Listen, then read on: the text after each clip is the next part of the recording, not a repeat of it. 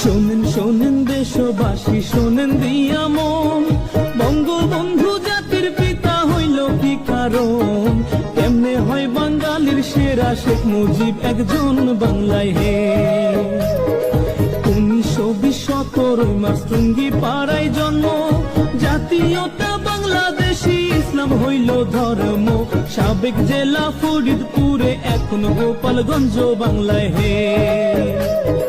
বাবা হয় লুৎফর রহমান, মা হইল সাইরা, মায়ের চোখে ছিল মুজিব সোনালি পায়রা, বাবার চোখে ছিল মুজিব দুলদুলে ঘোড়া বাংলায় হে।